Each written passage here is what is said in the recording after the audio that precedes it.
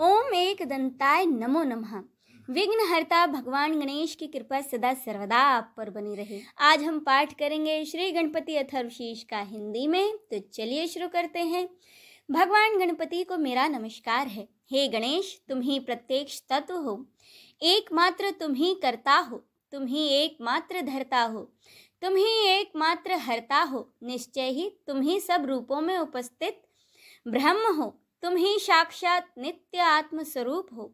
मैं न्याय संगत कहता हूँ, सत्य कहता हूँ। हे श्री गणेश, आप मेरी रक्षा करो। आप वक्ता अर्थात बोलने वाले की रक्षा करो, आप श्रोता अर्थात सुनने वाले की रक्षा करो, आप दाता की रक्षा करो, आप धाता की रक्षा करो, व्याख्या करने वाले आचार्य की रक्षा करो, आप शिष्य की रक्षा करो, आप पश्चिम से रक्षा करो, आप पूर्व से रक्षा करो, आप उत्तर से रक्षा करो, आप दक्षिण से रक्षा करो, आप ऊपर से रक्षा करो, आप नीचे से रक्षा करो, आप सब ओर से मेरी रक्षा करो, आप चारों ओर से मेरी रक्षा करो।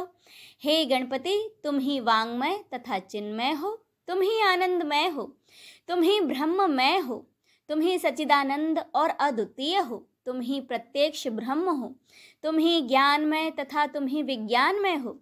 ये संपूर्ण जगत तुमसे ही उत्पन्न होता है, ये संपूर्ण जगत तुम में ही सुरक्षित रहता है, ये संपूर्ण जगत तुम में ही विलय को प्राप्त होगा।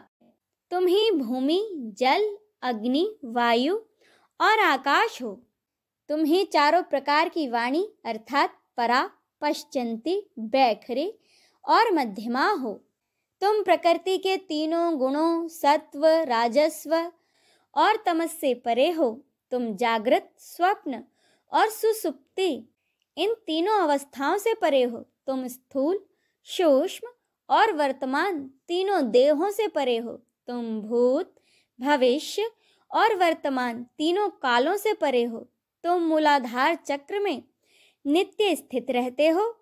इच्छा, क्रिया और ज्ञान तीन प्रकार की शक्तियां तुम ही हो। प्रत्येक योगी जन तुम्हारा ही नित्य ध्यान करते हैं।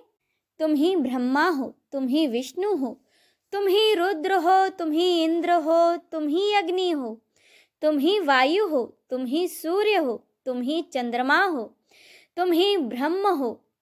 भूः, भूर्वः, स्वः ये तीनों लोक अर्थात ओमकार वाच्य पर ब्रह्म भी तुम ही हो। गण के प्रथम शब्दांश ग का उच्चारण करने के बाद वर्णों के आदि अर्थात अ उच्चारण करें, उसके बाद अनुस्वार अर्थात म का उच्चारण करें, इसके बाद इसे अर्धचंद्र से सुशोभित करें। इस प्रकार गम ओमकार से अवरुद्ध होने पर भी तुम्हारे बीज मंत्र का स्वरूप ओम गण बनता है। गकार प्रथम रूप है, अकार मध्य रूप है और अनुस्वार अणीम रूप है। बिंदु उत्तर अर्थात ऊपरी रूप है, नाद संसाधन होता है। ये सभी आपस में मिलकर ओम गण ये रूप बनाते हैं। इसे गणेश विद्या कहते हैं। गणक इसके ऋषि हैं। निच्रद गायत्री छंद है। गणपति देवता हैं।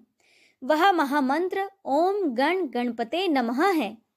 हम एक दंत को जानते हैं, वक्रतुंड का ध्यान करते हैं। वह दंती अर्थात गजानन हमें जागृति प्रदान करें। ये मंत्र गणेश गायत्री कहलाता है। भगवान एक दंत अर्थात श्री गणेश चार भुजाओं वाले हैं और वे अपने चारों हाथों में पाश, अंकुश, अभय और वरदान की मुद्रा धारण किए हुए हैं। उनकी ध्वजा पर मूषक का चिन्ह है। वे रक्त वर्ण तथा लंबोदर हैं। उनके कर्ण सूप के समान बड़े बड़े हैं। वे रक्त के समान वस्त्र धारण करने वाले, शरीर पर रक्त चंदन का लेप किए हुए, रक्त पुष्पों से पूजे जाने वाले हैं। वे भक्तों पर अनुकंपा करने वाले हैं। जगत का कारण तथा अच्युत हैं।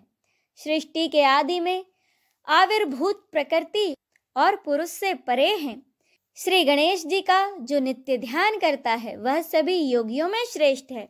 व्रातपति को मेरा नमस्कार है, गणपति को नमस्कार है। प्रथम पति अर्थात शिव जी के गणों के अधिनायक को नमस्कार।